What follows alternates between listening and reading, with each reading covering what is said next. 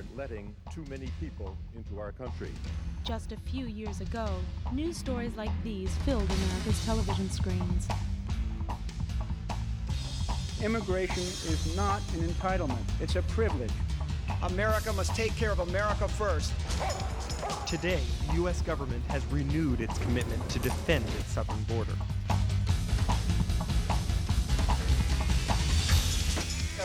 And it's costing American taxpayers billions of dollars. Is it working? We traveled from California to Laredo, Texas, to explore the conflicts that continue to plague the American border.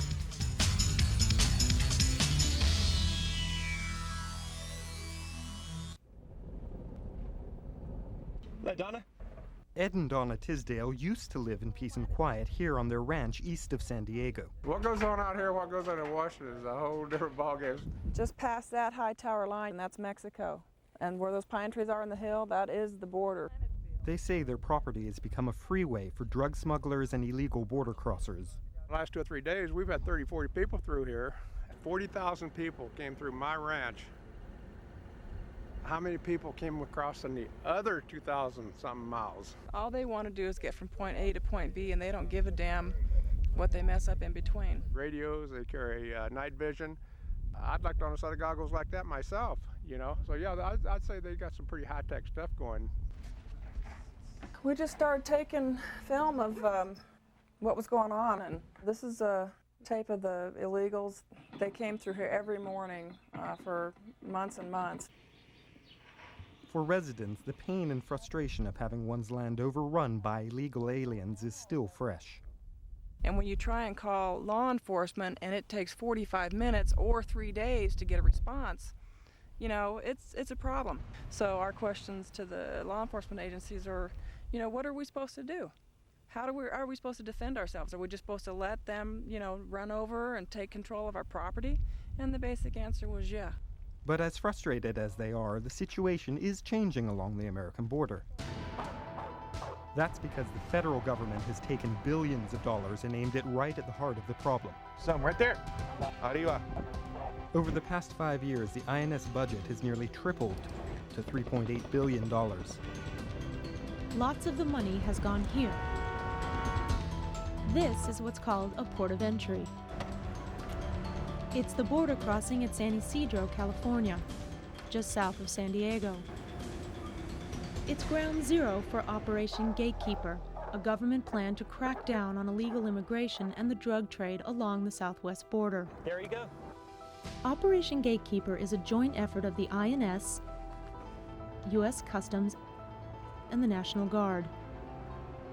It's a plan designed to pour resources into the San Diego border area, stepping up searches like these. Do we have marijuana in the backseat on this one? Okay. Oscar Preciado is the director of the San Ysidro Port of Entry. Some inspectors will look at certain vehicles because they found drugs in those vehicles or they know the compartments. Customs inspectors pulled over this car after a canine detected hidden narcotics. They use a lot of times air fresheners to disguise the different smells that are in the car from the marijuana. Unable to pry open the backseat compartment, inspectors suspect that smugglers created an electronic locking device to hide the marijuana. They have like door hinges on here. So you can try and put some sort of charge on those wires? Exactly. And they'll try and jump it open. The inspectors use jumper cables to short the car's electrical system and trip the lock. Just go ahead. There you go. Yep. Oh my God. It took us a few minutes to find the switch, but they finally found it. Over 20 bundles of marijuana are discovered hidden behind the trap door. So does this get the blood pumping when you find something like this? It gets a good rush, the inspectors. How much is that, do you think? I would say, what, 50 pounds? 100 pounds? There's more than that. Those are heavy packages. It's got to be a great feeling. It is. You know. And they do this day in and day out. They do a great job here, great job. While Customs stops contraband, the INS stops people from entering the U.S. illegally. Since Operation Gatekeeper began in 1994, the number of apprehensions in the San Diego region has come down dramatically. I think that the objective reality in areas of the border that I personally visited is very different from what it was a few years ago.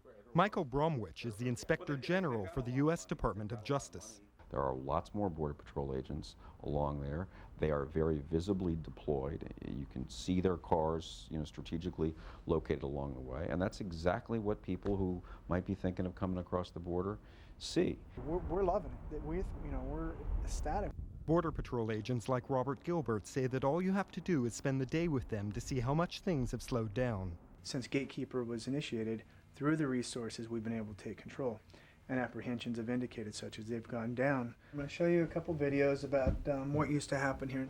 This was the scene along the southern border during the late 1980s and early 1990s. Prior to October of 1994, as this video indicates here, the border was completely out of control. It was a border in chaos. That's changed dramatically now, and we've gotten control of the borders. But some San Diego residents, like Bob Maupin, disagree. The people that come across there are already breaking the law. They've broken into the country. Maupin says he's just a good American, upholding the law and defending his property from illegal border crossers. Out here in the eastern stretches of San Diego County, Maupin says Operation Gatekeeper isn't working. In my opinion, they don't want these people caught. If they did, they would do the things the way they used to and catch them. Our country's being invaded, and the invasion is aided and abetted by our government. While Maupin may be far from the halls of power, some in Washington are also saying that the INS isn't doing enough. We had the most porous borders of any industrialized country in the world. Lamar Smith is the Republican chair of the House Immigration Subcommittee. As far as illegal immigration goes, we continue to set records every day, every month, every year. While the tide of illegal crossings in San Diego appears to have slowed down, the reason for the crossings has not. Higher wages and money to be made from smuggling drugs are the main draw.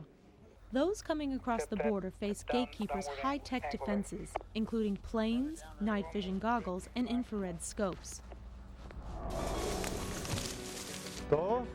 While money and manpower are making a dent in illegal immigration in San Diego, the challenge now is to control the nearly 2,000 miles of rugged terrain along the rest of the southwest border. That takes the military and high-tech tools. That when we return. The Border Patrol has been spending millions of dollars in taxpayers' money, and much of it goes into military, high-tech tools. It all comes out of this right here. You just control it, just like you were playing a video game. You control that, and it spins it around, tilts it up and down, focuses it in on anything you want. Right there is this Bronco that we were just looking at with your camera. You can focus right in on them. You can almost read the decals on the truck. That is wild. The use of military hardware and troops on the border has been controversial. For many who live and work in border towns, things came to a head in 1997 when U.S. Marines shot and killed a Mexican-American teenager in Redford, Texas. The military says the 18-year-old Hernandez fired twice on the four-man unit, which was watching a stretch of the Rio Grande at Redford, Texas, for drug traffickers. Our friend and son went to the grave, and the Marines went back to their activities, and I think that should be some kind of punishment. Soldiers are trained to do one particular thing: defend this country, up to and including killing others to do so. Javier Becerra is the chair of the Congressional Hispanic Caucus. Border Patrol officers are trained to kill if possible as well, but under different circumstances. We should not be sending military personnel to do the work of civilian police. Until we are at war with that neighboring country to the south, I don't see why we need to send our military. Incidents like the Redford shooting have some locals worried that militarizing the border may lead to another tragedy. Here in Jacumba, California, a tiny border town east of San Diego, residents are outspoken about the influx of Border Patrol agents in their area.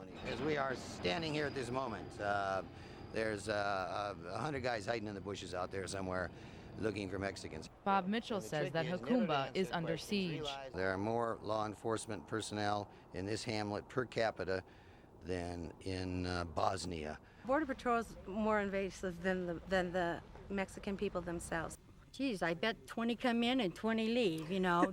There's not ever probably one Border Patrol agent that stays out here that long, so they don't know the people that are around here. We don't want to be harassed by the Border Patrol either because we pay taxes out here. We pay their salary, and they abuse their power. The store on the south side of the street is closed. They closed about a month ago. And the store on the east side of the street is for sale. And I really think their business is suffering because people aren't coming over and buying things like they used to. There has long been a symbiotic relationship between Jacumba and Jacome, a Mexican village just over the border. It's important that the local people are allowed to cross and keep their community connected. Come on. Kirk Gellum is an American building contractor who has homes in both Jacumba and Jacome. This truck actually used to be in Jacome when I first came down here. We're in the back of Kirk's 1952 truck, and he's driving us over to the border to see if we can walk across and go to Jacome. I a lot of times walk through right here because I don't have to even lift my leg. I just step right through. You just crossed into Mexico. Yeah, I did. And that's against the law, isn't it? I'm not sure. Where you going? Smitty's in Mexico. Okay, we're going to slip through here, and now I'm entirely in Mexico. Yep. All right, international border incident right here. Yep. So it feel different being in Mexico? Oh yeah, it always does. It feels a little bit more rural. What's it say up here on this wall? It has to do with going north and not to forget the people back home. And what you're seeing here is America on the other side. We hiked over to Jacome.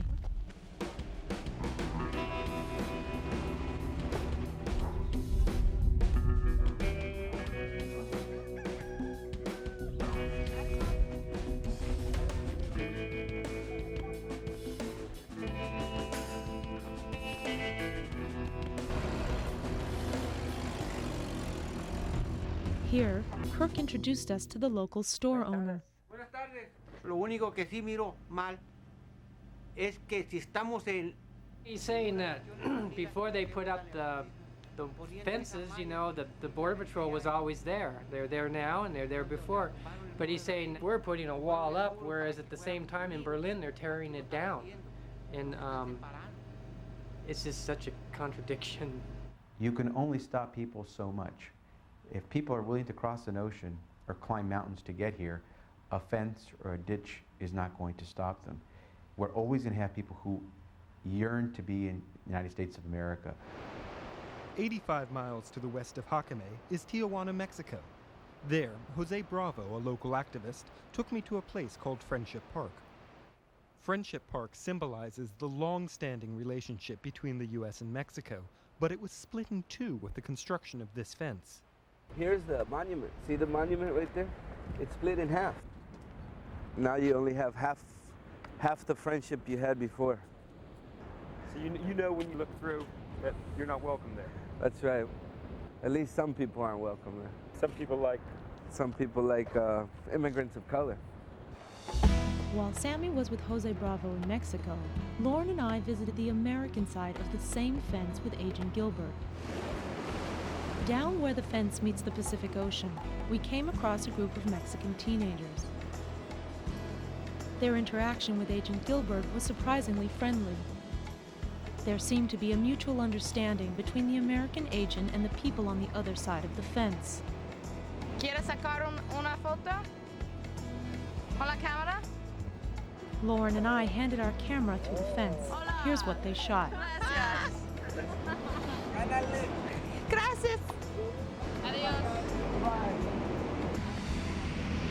As the sun sets along the border in Campo, California, Border Patrol activity intensifies. The agents use a system known as cutting and tracking to detect and locate illegal border crossers. If you see a footprint, does that mean it's fairly new because there's constant traffic? This agent describes how footprints can lead to someone's apprehension. If I can put my light down here. Yeah. That's obviously fresh, and it's over the tire track of one of the agents that just came through this area. So you know he just came through here 5 minutes ago. You have a good indication of time on this crossing right here. You'll see the aliens will cross, and they'll do a little brush out. or they have some styrofoam shoes, and they'll actually put them around, and that's what they'll use to walk on. And when the border is like this, nice soft dirt, sometimes you can't even tell. Once someone is apprehended, they're taken here by the Border Patrol to be processed through ident, the biometric identification system, which records and files people's fingerprints and photos. Miles away, checkpoints are set up to catch people who have escaped earlier detection. How you doing tonight, sir? Anything in the back here? Great, thank you. Generally speaking, what are you looking for?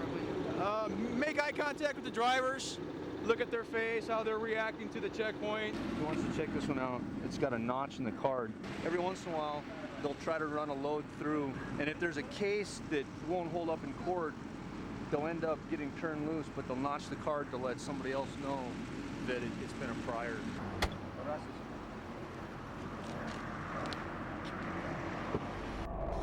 Tracking, patrols, ground sensors. All these become much harder to deploy when you get to the wide open spaces further to the east. When we return, Nogales, Arizona, a notorious drug throughway, and the measures the government is taking to try and shut it down. We're at 500 feet above Arizona's mountainous terrain. Below is the town of Nogales, 65 miles south of Tucson.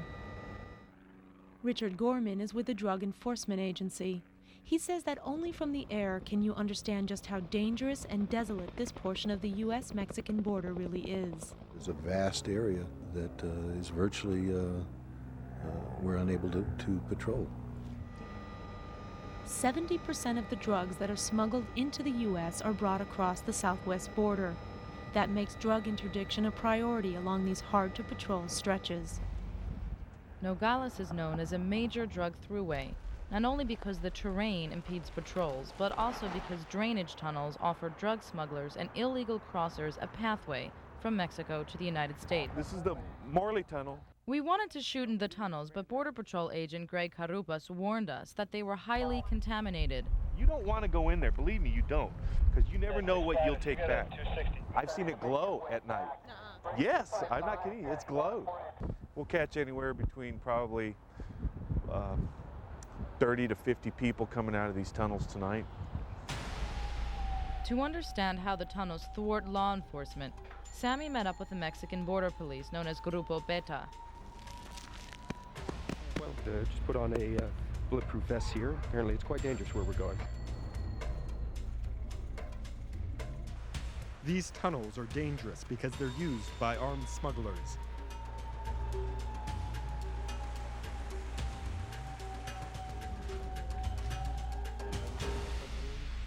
I saw grim reminders of people who had risked their lives to come to the U.S.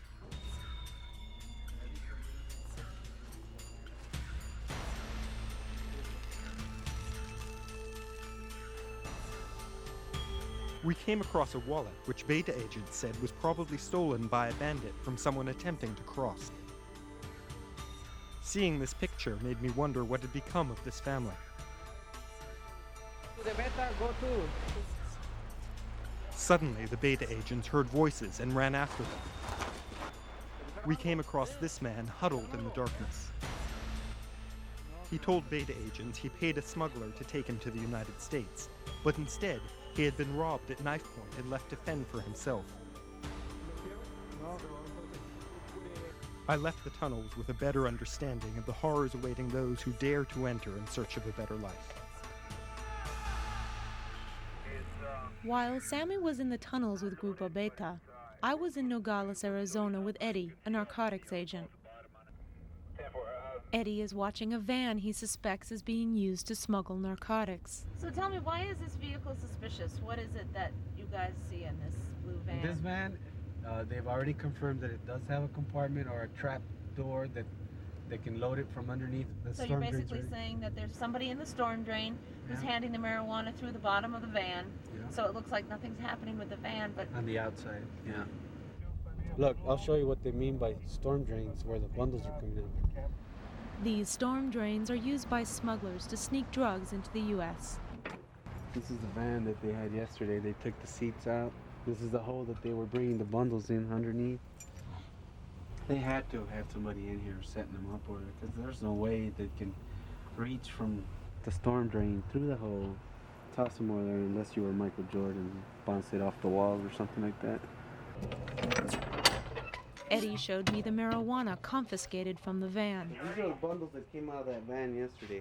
He points out how the drugs are packaged to slip easily through the narrow storm drains. It's easy money. You come across the border, you pack a 40, 50-pound load, carry it 2-3 miles to a car. That's a quick $500. You know, for somebody who lives in Mexico, $500 goes. They can make that stretch. Recent reports have criticized the Mexican government for not stopping drugs on their side of the border. But in Washington, there's a debate about whether sealing the border is the way to win the war on drugs. I don't think the way to beat the war or win in the war on drugs is to say you're going to try to seal the border. That's just impossible. The way to win the war on drugs is to stop the demand in this country from continuing to grow, so that way we can attack the supply that comes in. Clearly, I think we need even more personnel, more additional resources than we have right now committed to the border. 70% of all illegal drugs entering the United States comes across our southern border. And you just have to have a better border security if you're going to stop the drugs and if you're going to get a handle on the number of people coming in illegally as well. The whole issue of drugs, big issue, but please, don't believe that the majority of the folks who are coming in without documents are mules carrying drugs. Most of them are not. Most of them are coming to work. We're seeing more family units, not just, you know, the papa coming over here to earn money for mama and the babies back at home, but the whole unit. These families were caught coming out of the tunnels. They're going all over the place. They end up telling us where they're going. They said, well, South Carolina. What were you going to do in South Carolina? Well, I was going to go pick some tobacco leaves. The illegal crossers were taken to a detention center where they were quickly processed. Being fingerprinted and photographed, however, does not seem to create much of a deterrent. Within an hour, they are loaded into a van and escorted back to Mexico. How many times can people come across in Arizona before they are prosecuted? Well, at this station, there is a threshold of between 10 and 15. Why so many times? If we prosecuted everybody for their illegal entry, which is against the law, the whole system, the jail, the housing of the aliens would be clogged up in one day within Tucson sector. As I watched a dozen men walk back over to Mexico, I wondered, would they try again? Well, we may see him in 5 minutes. We may never ever see him again. You never know.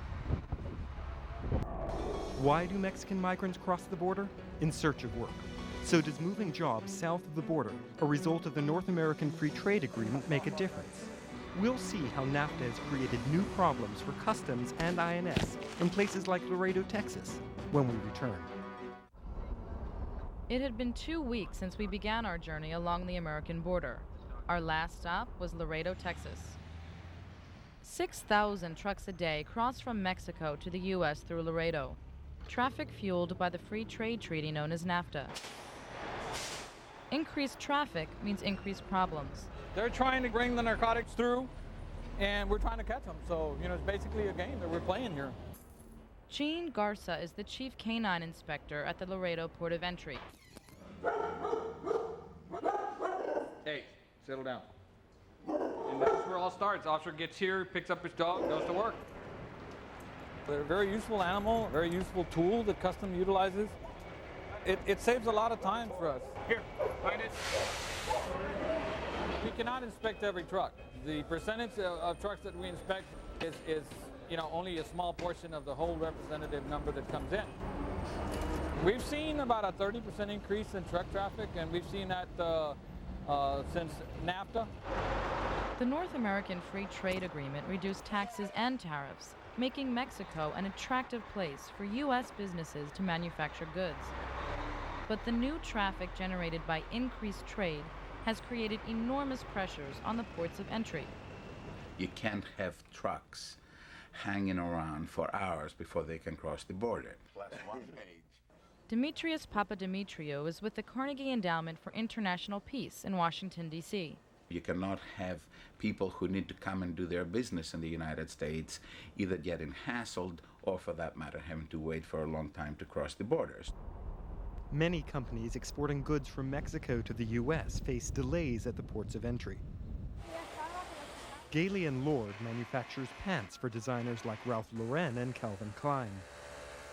This is just a plant that does all the little small parts on a pant. Zippers and belt loops and what have you. Ron Pinkerton is the plant's executive vice president. NAFTA is good for our company. NAFTA is good for, I think, for the U.S. I mean, I've seen it work, and I'm part of the process, and it's working good. It's a lot of pens. Yes, it is. But the thousands of trucks bringing merchandise from Mexico into the United States cause problems for customs officials. Which ones are being used legitimately, and which ones are being used to smuggle drugs? Where are you finding drugs? In the trucks, we're finding in gas tanks. We're finding it in the cab area of the truck, in the roof of the trailer, on the sides of the trailer, on the floor of the trailer, in the tires. You know, I don't want to say I've seen it all, but I think probably the one that concerns me the most is when we see people that have the drugs in their stomach and they're trying to bring it through that way. This is the largest facility on the southern border for cargo processing. Letitia Maureen is the port director for U.S. Customs in Laredo. We have a facility here where we can get up on the catwalk and examine roofs of trailers. Inspectors were up here working the catwalk. They saw something wrong with the way the roof looked, so what they did was they used a drill. And they went and they drilled it from the inside, and they found the cocaine. So it was a great seizure, 2,000 pounds. What we're looking at is almost 91 pounds of cocaine. This cocaine was found floating in the gas tank of yet another vehicle. A canine by the name of Rex inspected his vehicle and alerted to the gas tank. Inspectors found about 90.5 pounds of cocaine. What would you estimate the street worth of this? Is any idea? I think the value that was put on there was in excess of $4 million. $4 million. That's a lot of money. Even trains are fair game for smugglers and border crossers. Make sure there's no illegal aliens. Agent Tom Lozano took us on a search of the Laredo train yard. Find somebody for me? Yeah. See that door on the outside over there? They'll go on the other ladder like this on the other side. They'll just climb up.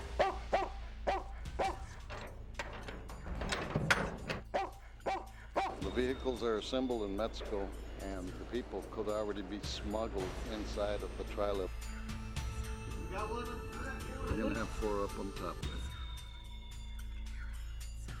Smugglers have bolt cutters and whatnot, and they break the seals on the car carriers, and they'll load people in there for a certain amount of money. It's almost like the whole Wild West, where people used to track Indians down, etc.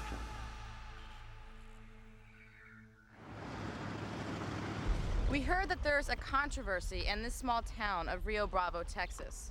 Is it not sufficient to park a Border Patrol vehicle here and maybe over at the end of the street instead of building this road along the river?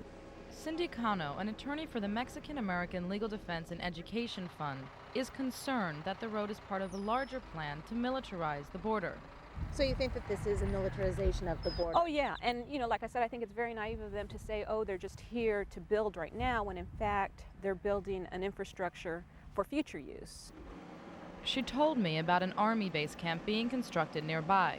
It appears that they've built permanent barracks, they've built 10 helipads, which has caused a great amount of concern among a lot of the citizens here, because 10 helipads seems to suggest that the military is going to be coming in with a lot more soldiers in the future.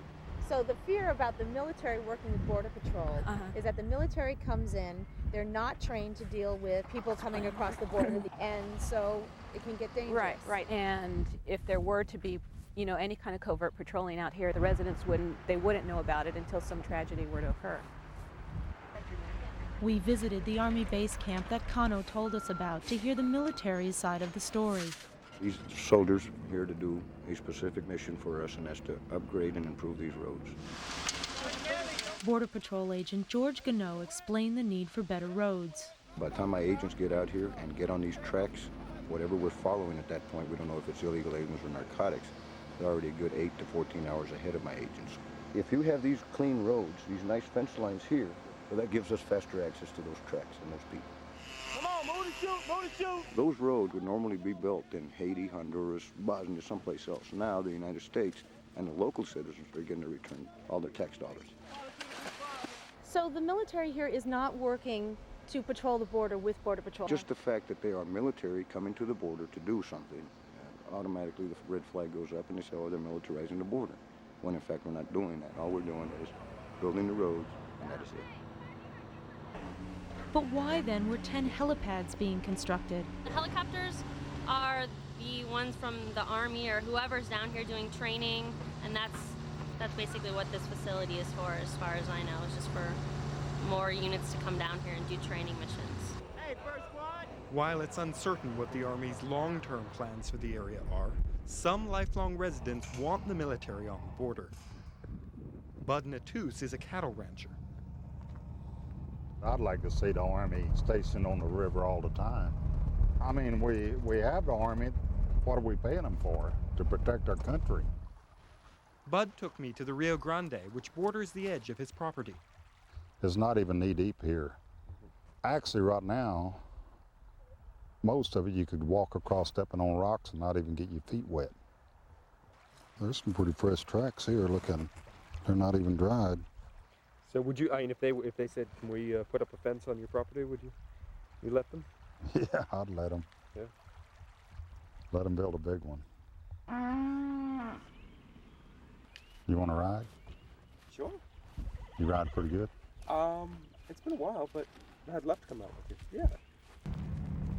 This ranch is like any other business. It's the way we make our living. It's our livelihood. And when they come in and destroy it and steal all of the stuff we have to use to make our living with, it upsets you. The problem of illegal border crossings has gotten so bad that Bud is planning on leaving the area. Over the last 4 to 6 years, it's been getting, progressively worse all the time, And you finally just decided you couldn't take it anymore? Well, it's time to move on sometimes. If this place sells, I won't have to put up with this anymore. What's it make you feel about be leaving all this? It makes me feel happy, relieved. I feel sorry for the people that still have to stay here and live on the river, though. Whether or not the government's future plans include a militarization of the border, one thing is clear. The battle in Washington over how to spend U.S. tax dollars rages on. When we come back, we'll take a closer look at the prospects for U.S. border policy in the future. Over the past 4 years, billions of dollars have been spent trying to control the southwest border. Citizenship? For 3 weeks, we journeyed there. We saw drugs being seized from vehicles. There's one. Witnessed Border Patrol agents capture and process illegal crossers. And watched as families risked everything to come to the U.S. I got a full boatload. But we wanted to know more about why the migrants were willing to take this risk. We sell ourselves as the best country in the world. So long as we're the best country in the world, there will be people who wish to come to our country, one way or the other. Immigration from Mexico goes back over 100 years. And as with most immigration to the United States, it was immigration that we solicited. Come on over, we need help, whether it's in agriculture, in the low-wage services, and indeed Mexicans came. And in the past 20 years, we have simply let it flower.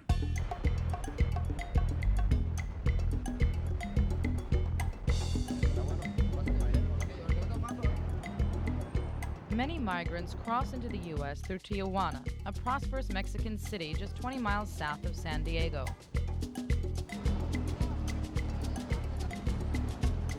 People are coming because they want to earn $10 in a day versus $1 in a day. And that's not too difficult to do in this country, to earn $10 in a day. There are unscrupulous folks in this country who are willing to hire people because they can pay them less, and as a result, they can make a profit. What we should not do is demonize undocumented workers. In a lazy sort of a way, we move from open immigration to closing the doors, then back to open immigration, then closing the doors again. But were the INS's stepped-up efforts to slow illegal immigration being felt in Tijuana? Do you notice that people are still coming across, or are they staying here more? Oh, it's okay. The people is stay in Tijuana because can cross here. Do people want to cross? Yes, they want to, but it's not as easy as it used to be. Many people from the interior of Mexico don't know about the buildup at the border. After being caught in the U.S. and released in Tijuana, many are penniless and wind up at places like this. Casa del Migrante is a mission for migrants in Tijuana, Mexico. We spoke to Father Fansalato, who founded the shelter 11 years ago. We've provided food, help, and care to more than 110,000 migrants since we began. Migrants come to Tijuana because it's the doorway to the first world. The men here envision the United States as the promised land. They believe that the streets in California are paved with gold. I need money. In the cross line is more money. The Border Patrol is tough right now. It's hard to get past the soldiers to the other side of the border. Hi, Roy. Roy Coyle is an American volunteer at Casa del Migrante. The Mexican migrant in the United States is dehumanized, and we need to give him back his humanity. These people do a lot for our country, and we should be thankful for them. And I'm not saying open the floodgates. I don't know what the answer is, but the answer is not what we have right now existing in the United States. Back in Washington, we asked the INS whether they considered their current border policy a success. Dr. Robert Bach is in charge of policy and planning for the INS. What we did is we stopped the illegal traffic, the chaos, the frontier justice that actually drove businesses away. We changed that and attracted people to live in the area, to move back and forth legally in a peaceful way, and to prosper. All we're trying to do is survive out here. Cattle's getting out and stuff like that. Someone needs to answer for all that. Besides, who do you blame for all that? You blame illegal immigration. You blame that on Washington or your local people. Who do you blame that on? It got like a war zone there for 3 years, literally like a war zone. We actually looked at other places and said, why should we abandon our property and our land and our country and walk away from a problem instead of staying and fighting? That's what's wrong with the country. People don't fight for their rights or what they believe in. We decided to stand and fight, and we have. So the next one? Yeah. I do not believe that 3 or 4 years or 5 years from now we'll be willing to spend $3 billion to have a border patrol that is going to be better equipped than practically any other army or armed forces anywhere else in the world. It is not really the best way to spend hundreds of millions of dollars. INS was funded for $3.8 billion for fiscal year 1998. And they've asked for $4.2 billion for 1999. And so far, every year they've gotten exactly what they've asked for. Well, I'm not going to say write a blank check, but within reason, Congress can certainly do more. In this case, you're just talking about perhaps another $1 or $2 billion to really get a firm control on the border situation. There's no way you could stop them all. I mean, you just about have to hold hands up and down the river. Aliens can literally cross any place they want to. When I was growing up and, working on ranches and living on ranches, the worst thing you could do would be turn in an alien. But now, the way I feel, I won't even give one a glass of water. We trusted them. We trusted them more than we trusted the local people. Because when we hired them, they had honor and they'd take care of the place. But these that come across now, they're just, it's different. They're completely different. They're always cutting our fences and, bringing dope and stuff across. And then they come and they stole our pickup once and they stole the neighbor's horses. I believe it's going to get lots worse. We haven't seen the worst yet. It's no easy task to leave your country, whether it's in Mexico or Poland or Thailand, and try to make a new home. It's even more difficult if you're trying to make that home and the host country has not accepted you because you haven't come in the right way. What is the primary reason, do you find, based on your arrests and things, that people are crossing here? 98% of the people that we catch are genuinely good people that are just trying to sustain a life. The United States shouldn't provide everything for everybody. I think it should provide for people who are illegally here. Do you ever formulate relationships with these kids who hang out at the border all the time? At one time, this entire area would be full of vendors. You could buy tacos, coconuts, Really? coconut milk, and all that through the fence. And so you would get to know some of the people just because you'd see them every day, and the change has been like night and day. I'm a man of both sides. I was born in this country that I'm standing in, and I live in the other country on the other side of that fence. To me, it's just a travesty that this has to occur. It's changed in the last couple of years. I mean, it was a much easier type of situation, much more relaxed. There's a tension here now. There was a lot of people who used to cross who don't come near the border anymore. The border is a joint endeavor. It joins two countries as much as it separates two countries. It is time for the Immigration Service now to be talking to people in the State Department, in the Commerce Department, and in the Treasury Department, and say collectively, what is the conversation that we might engage Mexico on about alternative ways to managing undocumented immigration?